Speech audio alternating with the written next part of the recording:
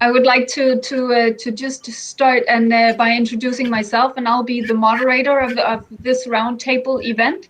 And I think it's an awesome topic. My name is Eva Grønbjerg Christensen. I'm from Denmark, sitting in Copenhagen right now. I'm the founder and CEO of Sustainify, and it's a tool to do sustainable investing, and we provide sustainability data so investors can make better decisions. I think I'd like to just let one of you panelists introduce yourself, and I think I have a little improvised thing that I would like to throw at you after you've done your introductions, and it's just to kind of give the audience an idea of who we are when we're talking about sustainability. But more on that after your short introduction. So I don't know who would like to go first. I'm happy to go. That works. Hey everyone, so my name is Rune Theill. I'm one of the co-founders of Rockstart. We are an accelerator VC operating as a remote-first company with offices in Copenhagen, Amsterdam, and Bogota. Originally from Denmark, similar to Eva.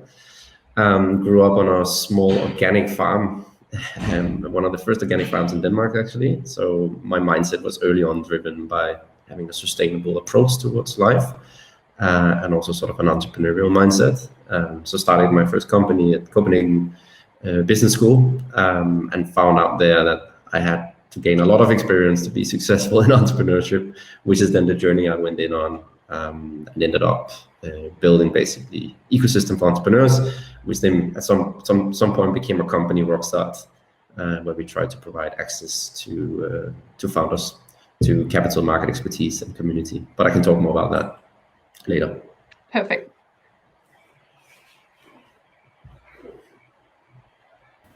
Shall I go next? Yes, please. Oh, let me maybe go. Oh, sorry. So my name is Thomas Bauwens. I am a senior researcher and lecturer at the Copernicus Institute of Sustainable Development at Utrecht University in the Netherlands.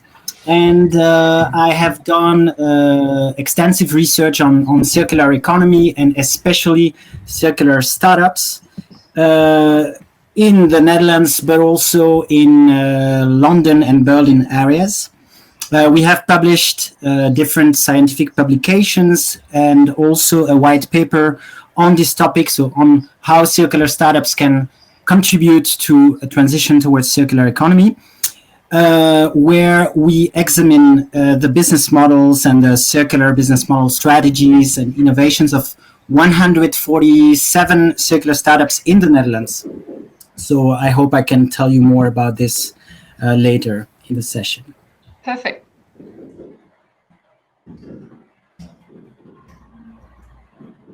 Okay, let me go next.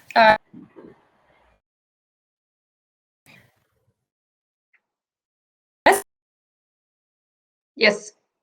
Sorry. Okay, great. Great to. I am a business strategy consultant. I have the privilege to be support projects and initiatives across the globe. Weekend and Copenhagen, where I actually lived for the 5. I'm back in my home country in Riga. Been more special to join Techno this year. But I am corporate startups on their sustainability. Very difficult process to go through, and just assisting them with whatever is focusing on measuring the positive to keep on increasing the positive impact journey, and it has a journey for me personally. Then rather recently, I gained the status of becoming a B leader. Is in relation to B Corp certification. doing currently very actively, giving a lot of opportunities for to people in this world back towards the more positive. In short, about me. Thanks. Perfect. Thank you for that. And I guess when Konrad is on, we'll do a short intro of him as well. So I told you about this little thing I wanted to improvise about because I've been working with sustainability for at least a decade now. And the more you go in depth with the subject, you find out that it's not that black and white, right? It's actually more complex than what meets the eye. And what I've been noticing is that there are kind of different approaches to sustainability. And I want to kind of know a little bit more about you guys and what your approach is. And I read an article about two types, and it's like on the same scale. They're both for sustainability, but one is like called the prophet, and that's the type of person that looks at sustainability as we should regulate our behavior, like we should stop using and flying and all these things, not eating as much meat, and think about the way that we act as humans, and actually let nature take its course and not interfere as much. And on the other end is the wizard. And the wizard is somebody who's like, we can't change that. We should let tech do it. Like, let's start evolving tech solutions that can actually solve these problems. It's a better approach, and it's faster for humans to develop. So I was wondering, and you don't have to be like 100% prophet or 100% wizard. You can be a combination. Personally, I'm a combination of the two. So when I'm the prophet, probably mainly the prophet, when I get really discouraged, then I turn on my wizard to be a little bit more optimistic. So what do you guys think? Are you mostly a prophet or mostly the wizard?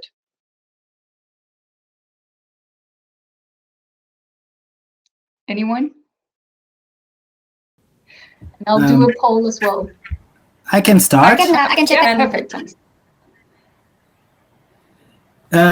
Yeah, it's interesting because we also published a paper looking at circular futures and proposing different solutions, among which high-tech and low-tech innovations, and I think it really resonates with your dichotomy here.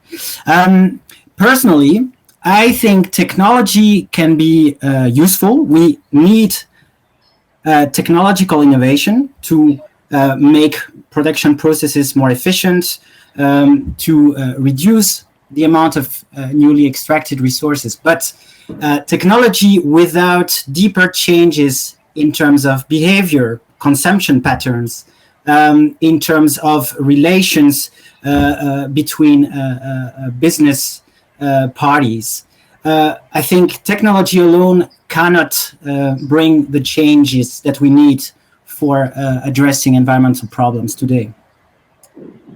So yeah, my response is a bit in between, but I lean more toward the wizard, I guess. Perfect. Thank you. The first one, sorry. The prophet. The wizard then. Oh, sorry. Cool.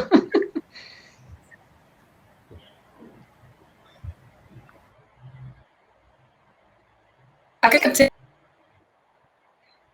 on this thought. That we definitely logical innovation. Absolutely agree that the biggest bounce in the world on the human behavior side, and I'm personally very just understanding how can we change that and how can we collect towards different types of fears and mindset. Still very, very fascinating for me, and I think in general a very new ability journey as we go through as a global society. And that's a slight commentary on But in terms of my personal approach, I try to be very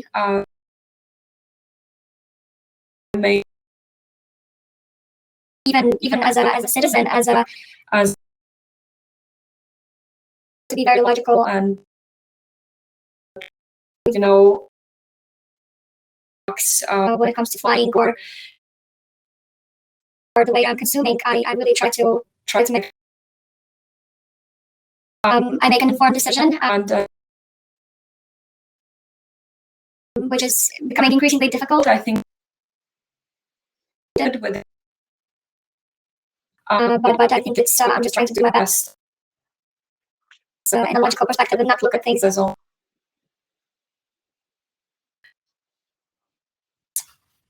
Perfect. Thank you. And I think maybe there's something with the connection because your sound is on and off, but I think we get the point of it. So that's good. How about you, Rune? What do you feel like? Are you like the full-blown wizard, or are you also a little bit of a prophet, or where are you at? I'm definitely a wizard. Absolutely. I believe that the right solution will drive the right behavior. And I think we have a tendency, when we get in Maslow's pyramid, we get to the top and everything's comfortable for us, then we have the ability to start thinking what is right for the world. And we tend to forget the billions of people who still just, getting through life on a, minimum wage, way below what we could ever imagine. And their concerns are not sustainability or circular economy, right? Their concern is how to get their budget to work for a full month. Yes. So we need to be aware that the changes that we make, small countries, 5 million people in Denmark, right, calling from the Netherlands with 18 million, I don't know in Latvia how many there are, but honestly, like the impact of what we can do is going to be relatively limited, although we all can be educated around the issues of not being sustainable in the way that we produce and consume. But if that doesn't flow into a bigger impact in populations like India with more than 1 billion people, right, it's not going to move the needle. So I'm a true believer in innovating, productizing services, etc., that are sustainable from its core, but also have an opportunity to reach the bottom of the pyramid. Because unless we really grasp that, then I think the changes we'll make, it feels a bit like sitting on the holy mountain, right, and preaching towards everyone below down there who doesn't have an opportunity to choose.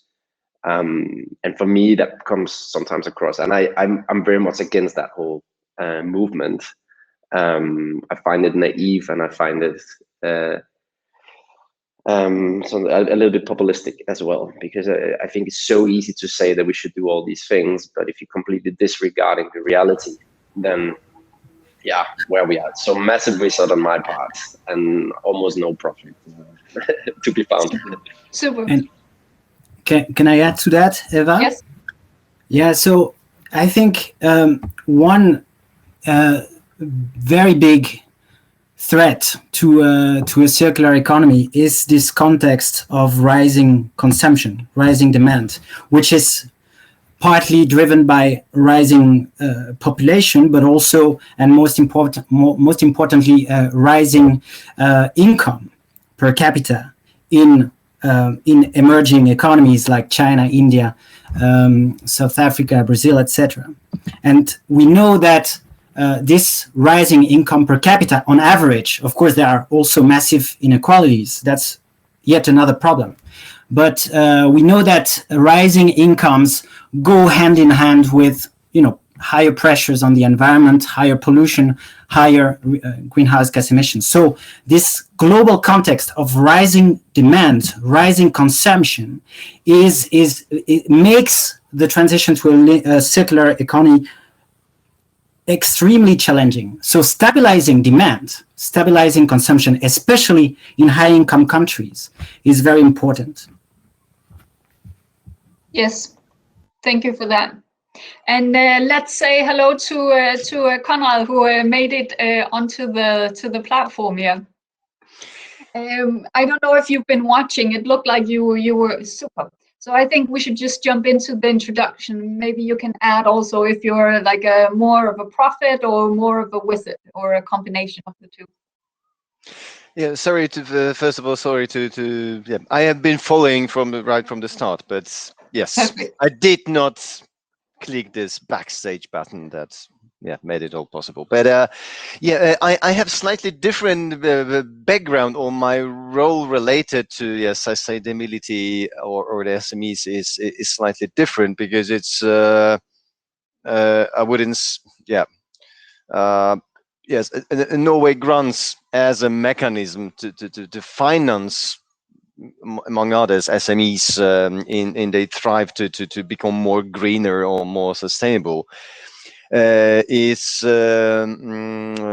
one of the goals of the Norway grants, and I'm involved in that, and I see the companies in more or less Central, South, and Europe profiting from this, but we don't have any or a scientific background as some of you has. We are more involved in this in practice, and we see quite often how the political ambitions that lie behind Norway grants meet the reality and the demand from the companies that apply for funding. And sometimes it in a way reflects what you say, what you said, Thomas. That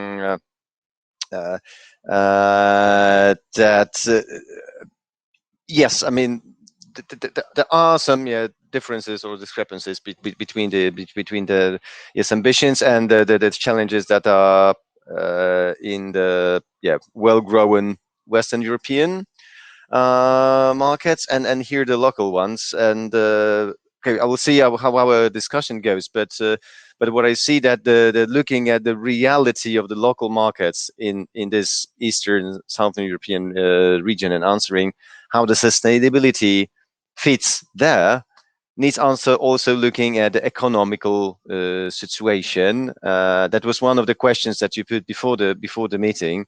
Yes, what are the what's the surrounding? That's my thinking that many of the companies that we support start from the basic steps in a way towards sustainability, towards making them more green, as the overall economical status of the countries also influences, as Marx has said, influences the how to say that the mindset, and that's my, I would say, maybe main observation while working with Norway grants and the programs for the SMEs. Perfect. Thank you for that, and good to have you on board. I don't know if you guys, like I sent you some questions that we could talk from, but if you guys have other angles you want to share, I think we can do that. Or we can pick one of the questions I asked, and then we can ask it. I'll type it in the chat as well, and we can go from there. Do you feel like that? Is there one that you feel more for than some of the others, or should we just go from the top? Sounds good. Top is fine. Super. Fine. So the first one was because I have worked with the Danish return system, which is, for those that have never been to Denmark, it's the bottles and cans. When you empty them out, instead of throwing them out, you can actually return them. You get some money back, and that's a really a pretty close loop. 9 out of 10 bottles and cans are recycled in Denmark, and that's I've worked there as a CSR consultant, and that's like my knowledge of circular economy from the inside. And one of the biggest challenges we had was actually when oil prices, for instance, were dropping, because then the market for recycled plastic was challenged, and that actually made the return plastic more expensive to use than virgin oil and virgin plastic. And this is a huge challenge in circular economy, because we're actually adding the economy aspect to the circulation of materials. So I was thinking, do you guys have a take on that and some thoughts on those type of challenges for circular economy?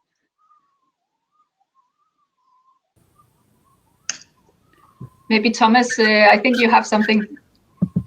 Yeah, definitely. So I think it's a big challenge, which is of an more economic nature. So it's still relatively cheap to use newly extracted resources compared to recycled or reused materials. So it's difficult for circular businesses, established companies or startups alike, to make a business case around these recycled or reused products.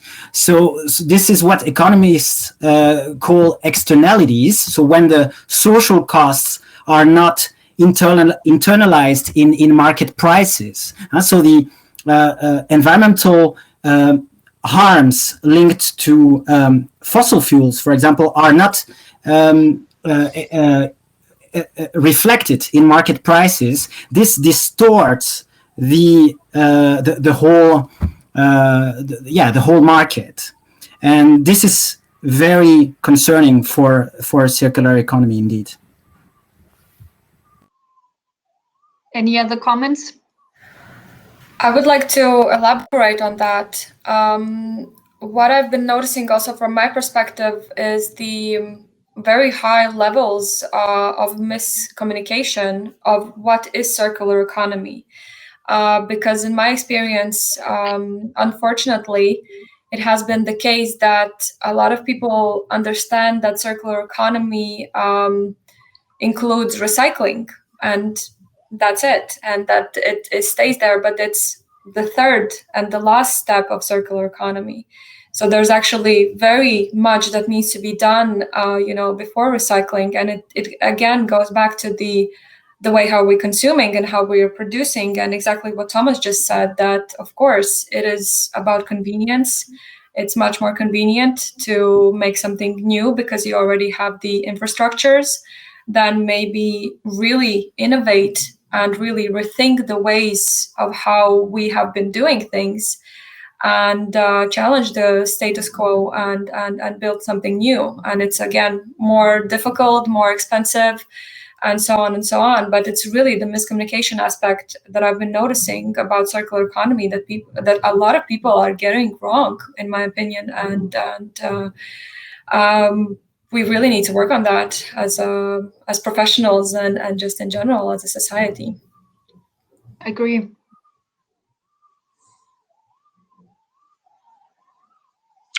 Yeah, I'm thinking about the projects that we had in our portfolio, even in the previous granting perspective, and yes, and now we have new waves of uncertainty. But even some years ago, there were some changes in prices of plastic, and that was one of the main challenges for the companies to introduce their projects, because they base them on some economical measures, and when the prices change, that's very difficult to run the business, and it goes also beyond the plastic and then recycling.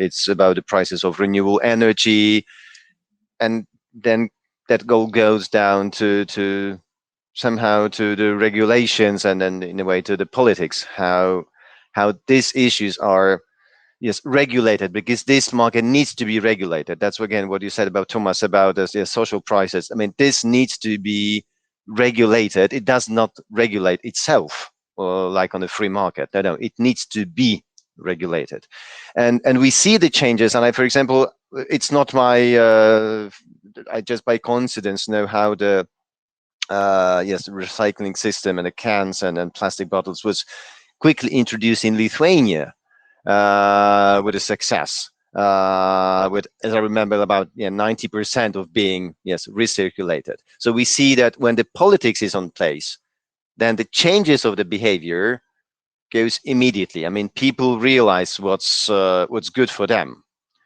So we won't change the politics here in this small group, but I think it has a vital importance. I mean, setting the politics and then setting the prices for both energy and for recircular or for green sources, and for market like plastics has vital importance, because I think that the awareness is there.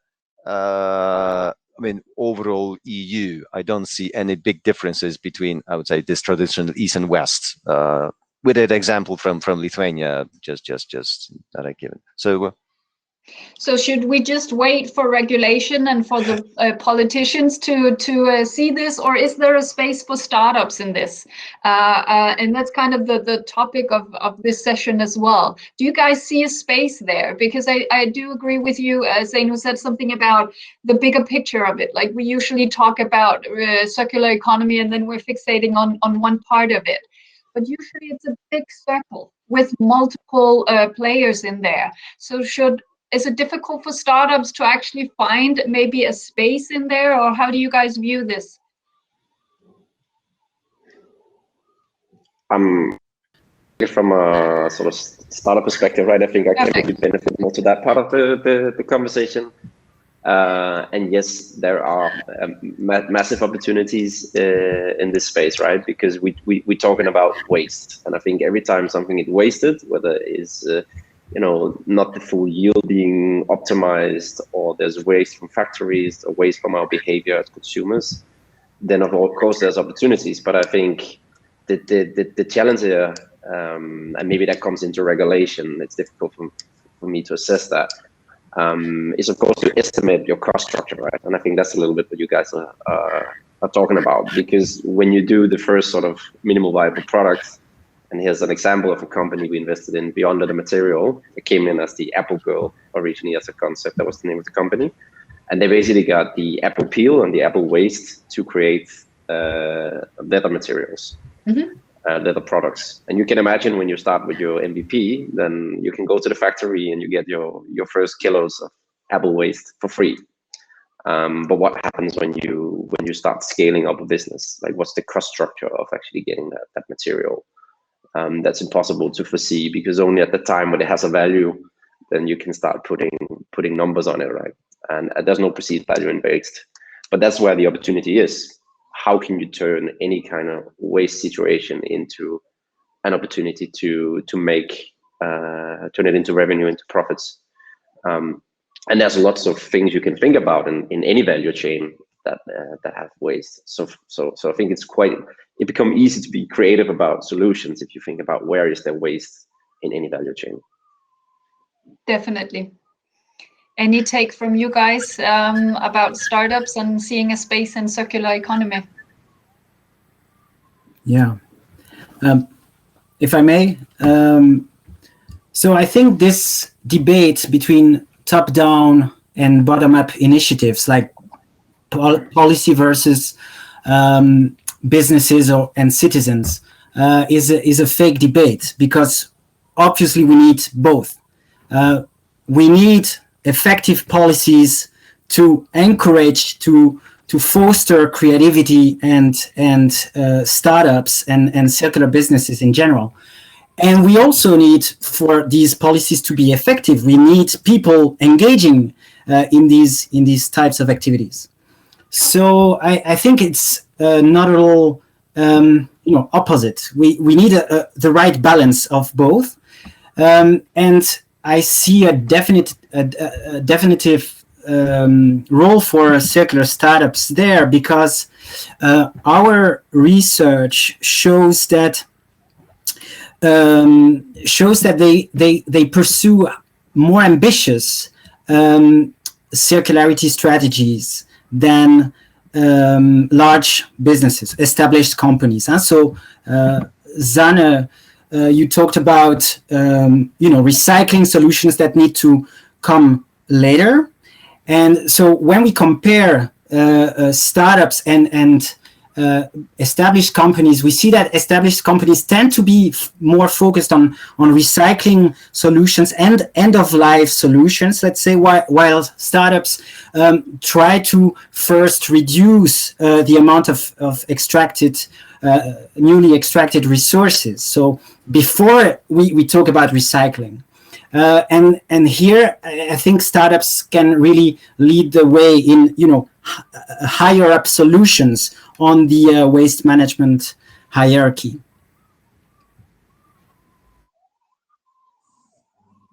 I believe, if I can just elaborate on that, I believe it's the answer is really collaboration.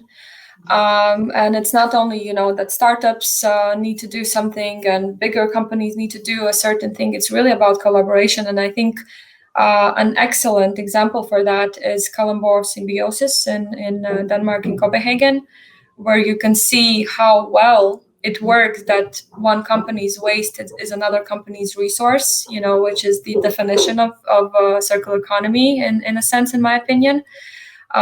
So exactly as Thomas, you're saying, startups may be able to tackle some aspects of circular economy better and maybe sooner because they just don't have that infrastructure in place. But I think it's also, again, very important to collaborate and share knowledge. And this is where the policy also comes in.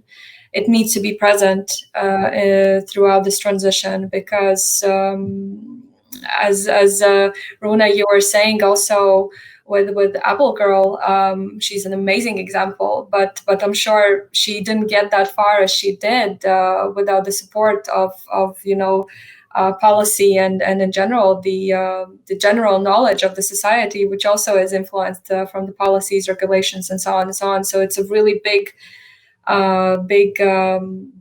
support that needs to come from everyone, basically. Not to sound idealistic, but it's collaboration all the way. Eva, can I react briefly yes, to what? Please do. Yeah, so Zane, I really fully agree on your take on the importance of collaborations. For sure, collaborative relationships between businesses, also with consumers and other actors in the ecosystem, are really key for startups, circular startups, to thrive. But I just wanted to react on the Kalundborg example, because this is okay, so it's been there for many years. It's a quite old initiative. It's what we call industrial ecology. But when you look at the companies involved, it's a cement factory, it's a gas plant, it's a oil refinery. So I see the interest in exchanging resources and developing industrial ecology. But I think we need to go beyond and to question, the very activities that these firms develop in the first place. But okay, just yeah. But I think that raises a important issue, and maybe Rune and Konrad can help us with this, because how do you actually judge, let's say, a startup that's applying for a grant or investments or something? How do you judge if it is truly sustainable? Because there are some circular initiatives out there that are not really sustainable, and others that are more sustainable. So how do you actually go about judging that? Do you even judge that? It's very it's very difficult to say, because sustainability is one of the, at least in Norway grants, it's one of the factors, one of the many factors, and actually it's impossible.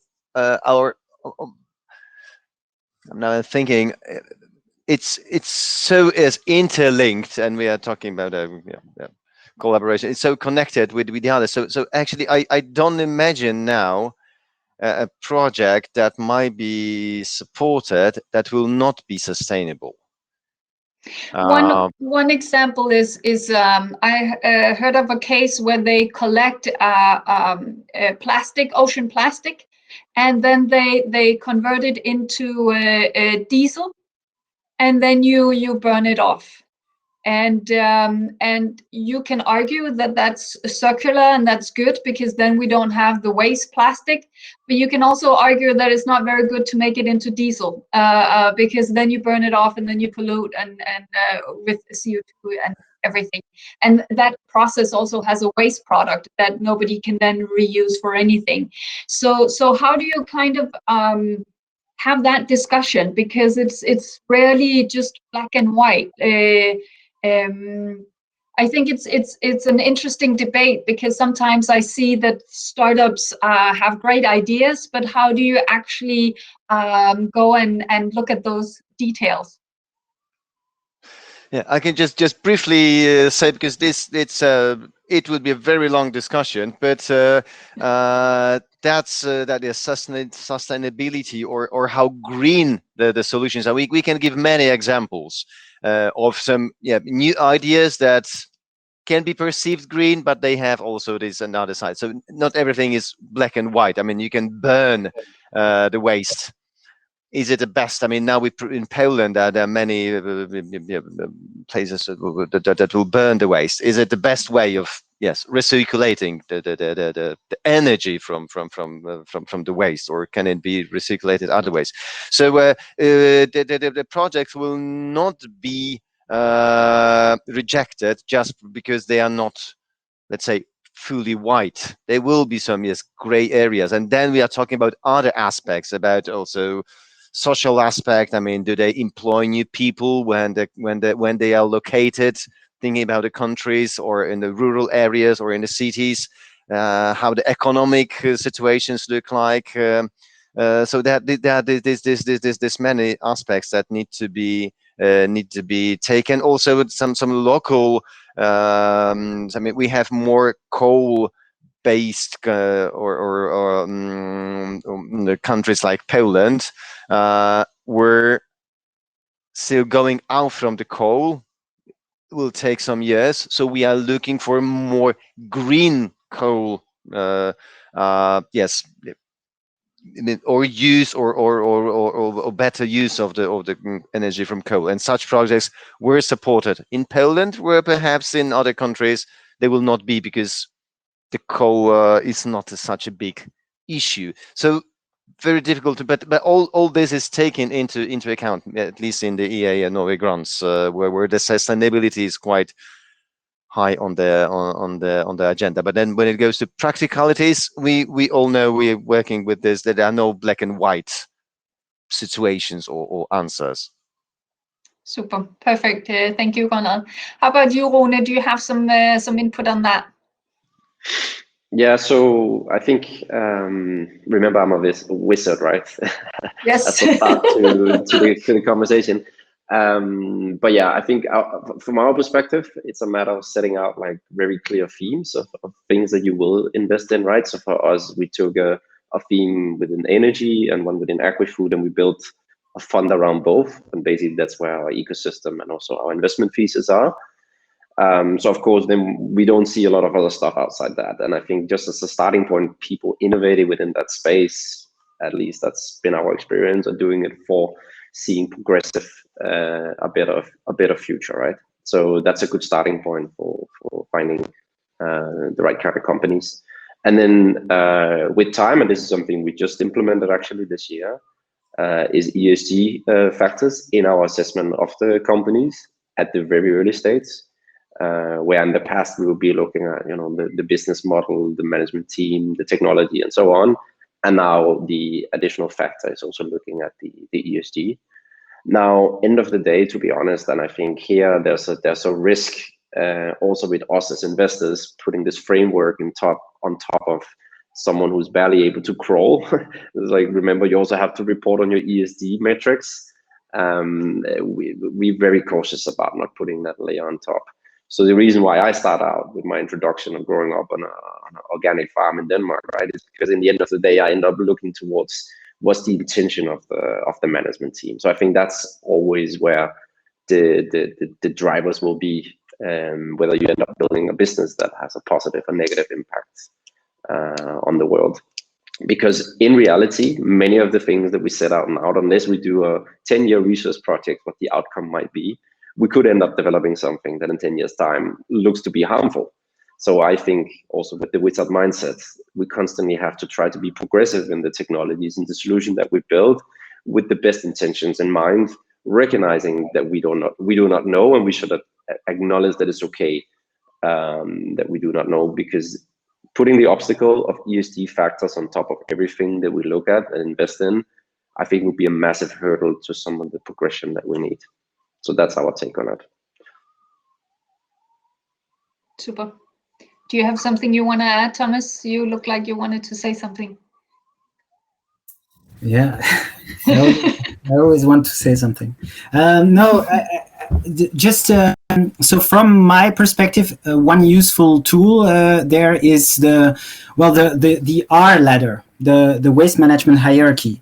So the example you give about collecting plastics and burning them, changing them into diesel,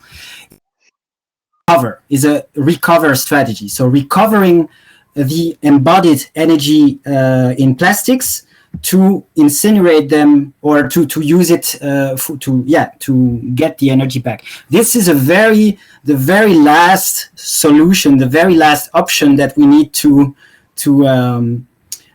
favor. And before that, we have other strategies: recycle, reuse, reduce, refuse, so that are of higher circularity level. And of course, the best strategy is not to produce waste at all. So it's the refuse strategy, if you want. Then if you have to produce a product, you try to produce it with as little resource as possible. And then you try to recycle the product, etc. So this ladder, which is used by the European Union, by Chinese government, etc., is also a good tool to assess the degree of circularity of products and offerings. I love the waste hierarchy. It's a little bit difficult to communicate, but I think it makes really good sense for everyone, and people can start using that themselves. Could I actually just chip in on this thought? I just wanted to really support Rune on his point. I think it's just also very, very important to not to have the perfect answer today, as of now. As I mentioned, sustainability is a journey. Circular economy is a journey. It's I think also when looking into startups and their idea and their potential, it's just really more of assessing whether we can get to that result. Maybe it's in a year, maybe it's in 10, maybe it's even in 50, but just really to make sure that we are going towards that. So I think it's a tricky time actually that we're currently in, I think, because some people can be too quick to say no to something because they don't see the immediate result. So again, I would add that patience is key, and really have the long-term perspective in mind, and definitely not we cannot expect the perfect answers. It's a lot of testing, still a lot of discoveries that we need to go through, and I just really wanted to emphasize that. Perfect. I think that's a good bridge to the last two questions I raised in the agenda, and I'll post them in the chat as well if anybody is listening there and wants to know them. But it was about the future for circular economy. If we want to make this mainstream, this thought of circular economy, do tech then is that like the solution for us? And I know the wizards will say yes, but how do you feel about this? Is this like because I think you have a fair point there talking about the long term in this. Sustainability is usually measured on a long term, right? And startups, it's all about the short term and making progress there. So how do we see that? What do you guys feel about that? The future of circular economy?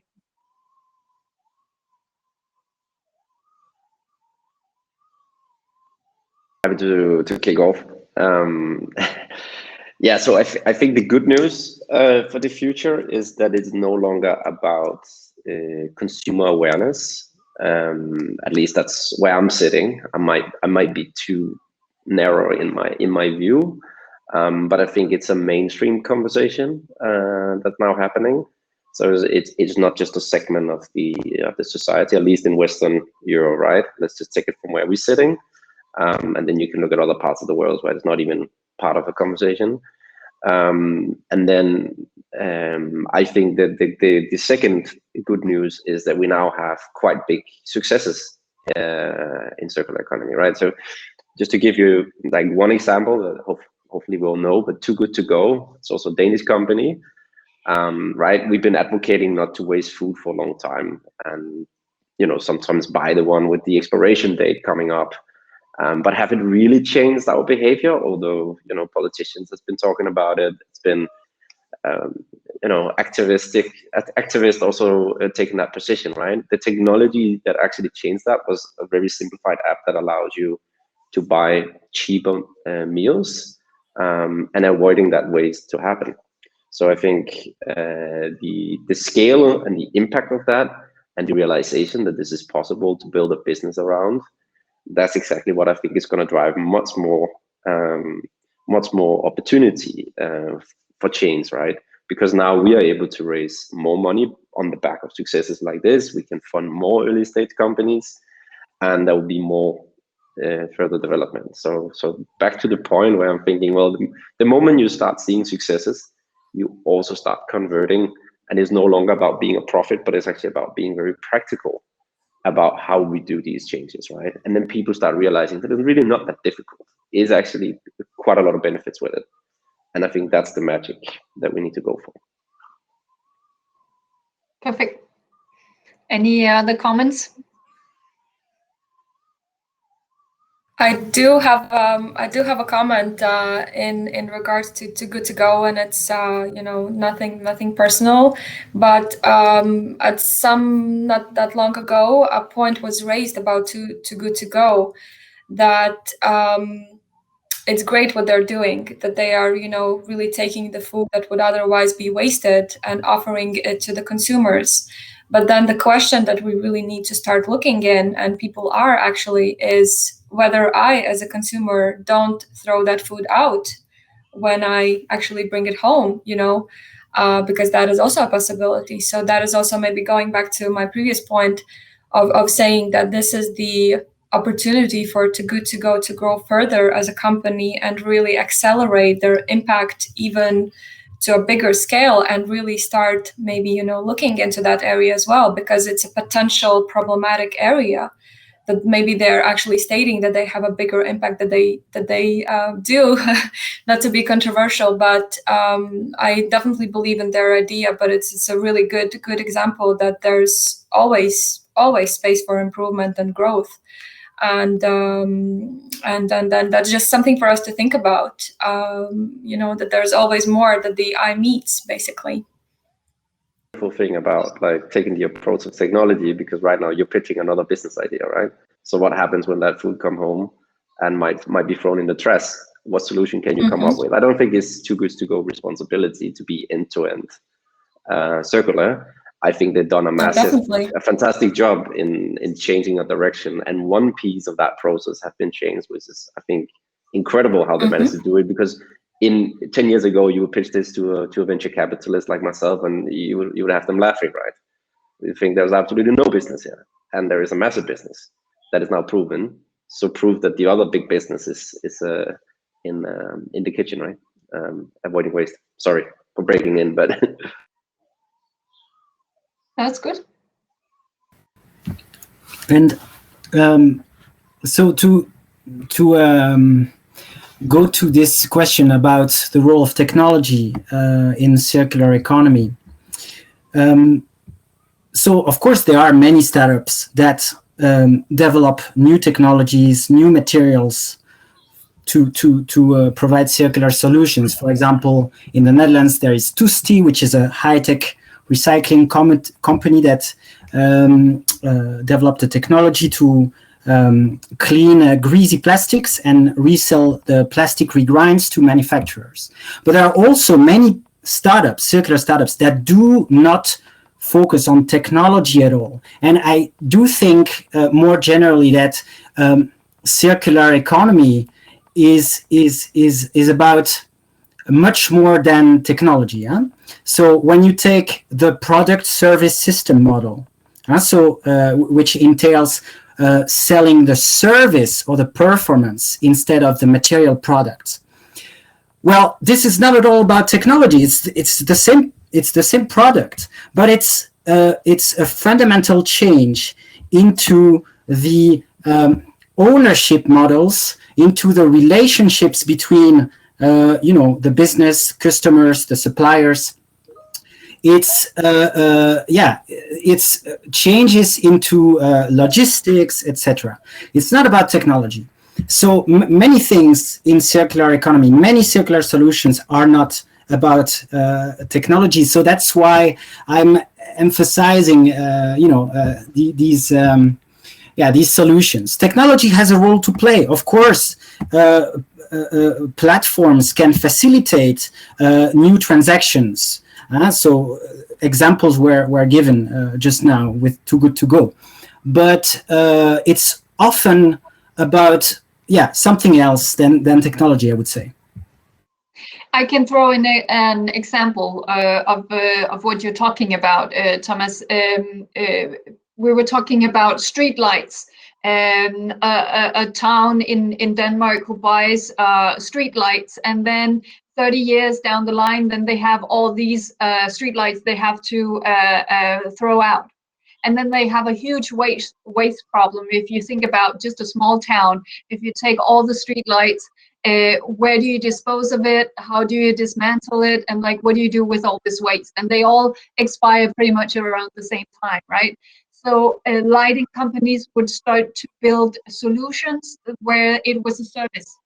So the town didn't own the streetlights, but they bought the service. So the company still owned the streetlights, and they were selling a service to maintain these for maybe 30 years or something like that. And that actually forced them in their production to say, okay, how do we dismantle these pieces? How can we recycle these for new streetlights later on in our production? So that's like a forced way of thinking and making companies a little bit more responsible and thinking about what's the waste of our product. The same goes with windmills. Like the biggest environmental issue with windmills, it's green energy, yeah, but the wings of the windmills is impossible to dispose of. Right now, we're just putting them in the landfills and deposit, and that's like the worst thing. And then we're hoping somebody figure out something to do with them down the line. Maybe a tech solution that can do this. But what if the windmills were the ownership was still with the production company?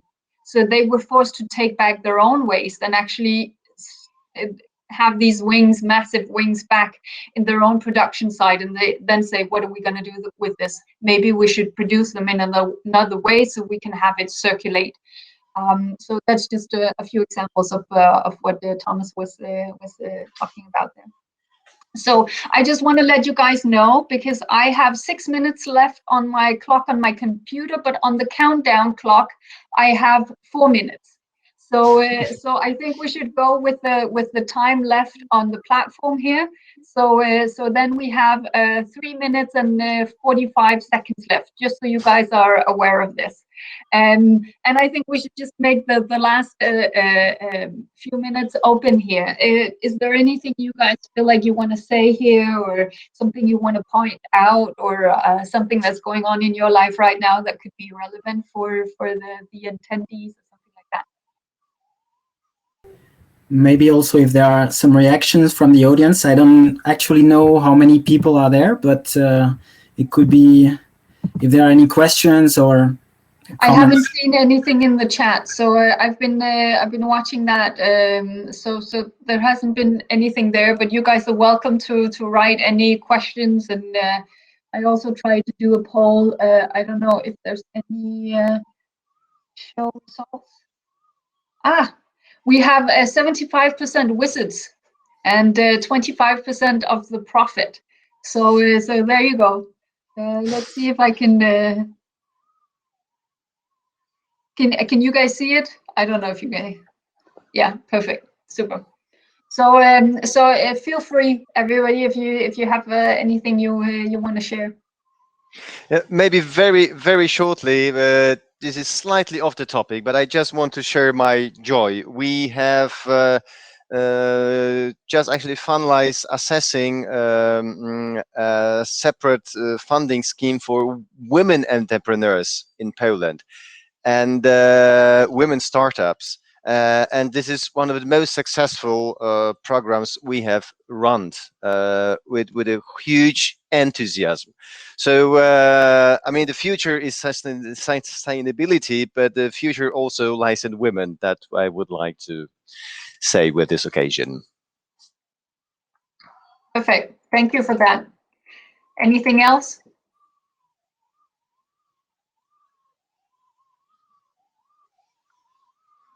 I think like the general maybe comment could be that it's relatively easy to contribute, right, these days, and that's the good news.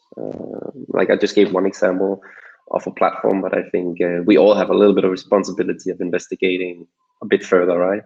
And I'm an advocate for supporting these, early stage initiatives to try to get sort of new thinking and new companies off the ground, because it's sometimes also about having a fundamental different approach to how you do business. And I think we see that with some new companies and new founders, that they come at it very differently.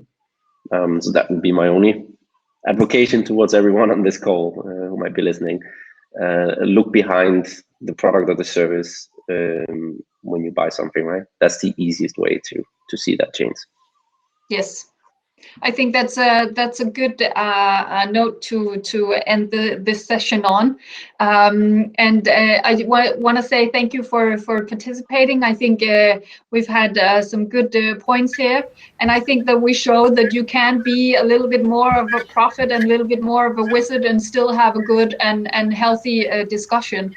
And I actually think different points of view are a strength here. So we can push the agenda for more sustainability, and definitely in the startup world, I definitely think there's a good future there, where we'll see a massive push, and I do see some businesses are going to be challenged in the future. So I think we're off now, and thank you for everything. I can see we can go a little bit over time, so I think that's good. But I just want to say thank you for your input here and for your time. And can people contact you guys if they thought somebody was interesting here on the panel? How do they reach out to you? Can they contact you somewhere? Absolutely, I would say connect on LinkedIn. First, second name, Rune, Theill. Just write in the introduction that you saw me at this panel discussion, so I will accept, and then I'm happy to pick up the conversation outside. Perfect. Yeah, same here. Same from my end. Yeah, LinkedIn is a good way. Super good.